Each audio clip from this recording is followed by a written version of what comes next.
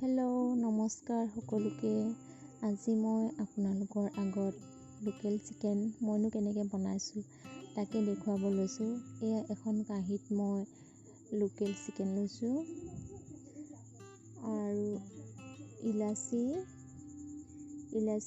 5-6টামান লৈছোঁ।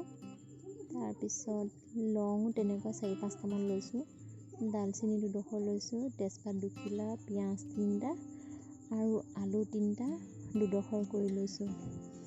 আৰু এখন প্লেটত মই নহৰু আৰু আদা এইখিনি পেষ্ট কৰিবলৈ থৈছোঁ। আৰু এইখিনি কেৰাহী গৰম কৰি মই আলুখিনিও লগত ভাজি আছোঁ কিন্তু দেই। এয়া আলুখিনি অলপ ৰঙচুৱাকৈ ভাজি লৈছোঁ।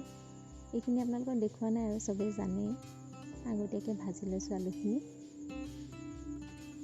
তাৰপিছত এই গৰম তেলত তেজপাত 2 খিলা দিছোঁ, তাৰপিছত দালচেনি আৰু ইলাচি দি লৈছোঁ। তাৰপিছত পিঁয়াজখিনি দিম, এয়া পিঁয়াজ দিছোঁ, অলপ ৰঙচুৱাকৈ ভাজি ল'ম। ভজাৰ পিছত আদা আৰু নহৰু পেষ্টখিনি দিম। এয়া আদা নহৰু পেষ্ট সকলোখিনি একেলগত অলপ ভালকৈ ভাজি ল'ব লাগিব, কেঁচা গোন্ধটো যোৱালৈকে। আৰু এখন প্লেটত মই মছলাখিনি লৈ লৈছোঁ। চিকেন মছলা, হালধি, গৰম মছলা, জিৰা পাউডাৰ, ৰেড চিলি, ধনিয়া পাউডাৰ, এই সকলোখিনি মছলা একেলগত লৈ এয়া তেলত দি লৈছোঁ। গৰম মছলাখিনি মই শেষত দিবলৈ বেলেগকৈ থৈ লৈছোঁ, কিন্তু এই মছলাখিনি আপোনালোকে এনেকৈ শুকানকৈ নিদি এখন প্লেট বা বাতিত অলপ পানী দি মছলাখিনি পেষ্ট হিচাপে বনাই তেলত দিব পাৰিব। আৰু এনেকৈ দিলেও হয়। মছলাখিনি ভজাৰ পিছত মাংস দিছোঁ। এয়া মাংস আৰু মছলা অলপ ভালকৈ ভাজি ল'ম। মছলাখিনি কেঁচা গোন্ধটোও যাব, লগত মাংসখিনিও সিজিব। এয়া এনেকৈ ভালকৈ অলপ ভাজি ল'ব লাগিব, কাৰণ ভাজিলেহে আমি সেই মাংসৰ সোৱাদটো পাম। আৰু মাংসৰ নিমখ হওক, মছলা এইখিনি সকলোবোৰ ধুনীয়াকৈ মাংসৰ ভিতৰত সোমাব আৰু টেষ্টটো ভাল হ'ব। এইখিনি ভাল হৈছে, অলপ কালাৰটো ধুনীয়া হৈছে। এয়া ভালদৰে ভাজি লৈছোঁ।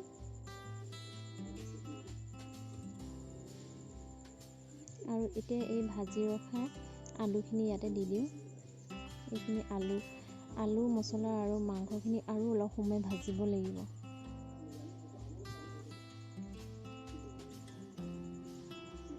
এইখিনি অলপ ভাজি লৈ অলপ সময়ৰ কাৰণে আমি ঢাকনিখন মাৰি থ'ব লাগিব, তেতিয়া সোনকালে সিজিব। এয়া ধুনীয়াকৈ তেলখিনি ওপৰলৈ ওপঙি আহিছে। এয়া মাংসত দিয়া তেলখিনি এনেকৈ ওলাই আহিলে ভাল লাগে। এইখিনি এতিয়া ধুনীয়াকৈ এনেকৈ অলপ সময় ফ্ৰাই কৰাৰ পিছত আকৌ অলপ সময়ৰ কাৰণে ঢাকনটো লগাই থ'ম আমি।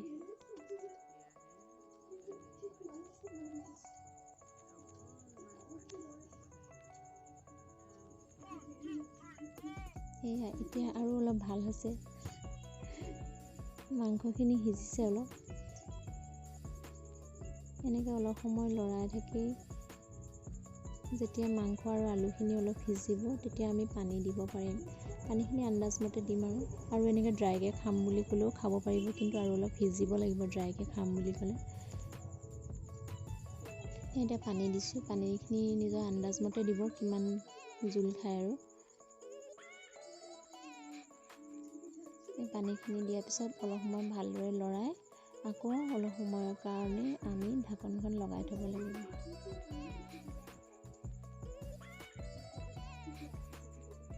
এই কেঁচা জলকীয়া দিছোঁ।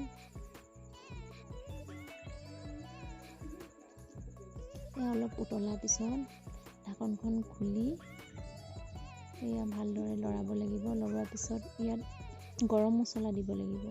গৰম মছলা দি অলপ সময় উতলাই আকৌ নমাব পৰা যায়, কাৰণ লাষ্টৰ পিনে বেছি যদি আমি ঢাকনখন মাৰি থওঁ, তেতিয়া গোটেই তেলখিনি ঢাকনখনতে লাগি ধৰে। সেইকাৰণে লাষ্টলৈ ঢাকনটো দিব নালাগে, আৰু গৰম মছলা দিয়াৰ পিছত অলপ সময়ৰ পিছত নমাব পৰা যায়। আৰু এয়া মাংসও সিজিছে, আলুও সিজিছে।